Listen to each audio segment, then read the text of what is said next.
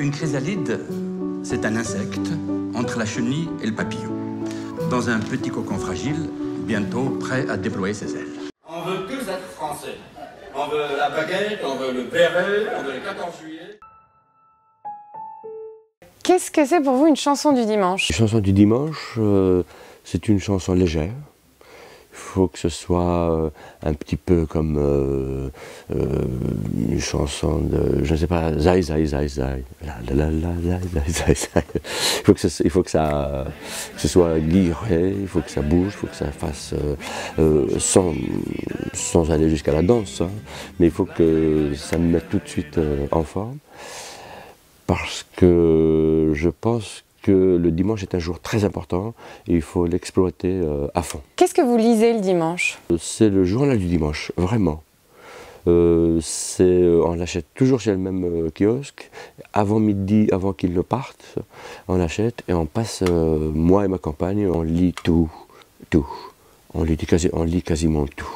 On commence par les pages culturelles et ensuite on passe vers les autres sujets. Vous êtes comédien, vous écrivez, mais vous faites un peu aussi de philosophie dans votre dernier livre notamment. Ce serait qui pour vous un philosophe du dimanche?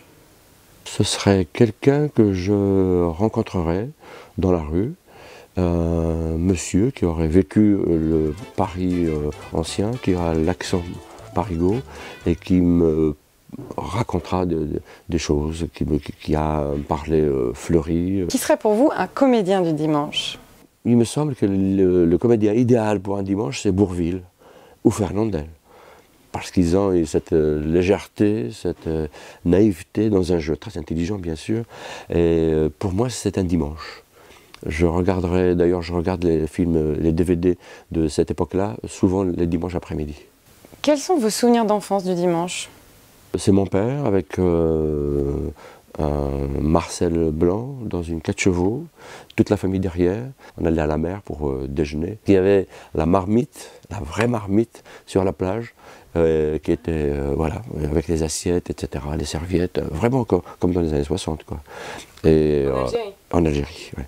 Dans des criques magnifiques où il n'y avait quasiment personne. Et c'était très très rigolo et très sympa. Et on revenait très tard dans la nuit. C'est des moments en famille qui étaient très importants. Qu'est-ce que vous faites quand vous quittez Paris le dimanche? Je quitte rarement Paris le dimanche, sauf si c'est pour aller jouer quelque part. C'est pour aller jouer ou pour en mission ailleurs, ou alors pour partir pour 2-3 jours. J'aime bien aller sur l'Atlantique, du côté de Saint-Malo, du côté de Granville, en Bretagne, ou à l'Île-Dieu peut-être, des fois aussi. Voilà.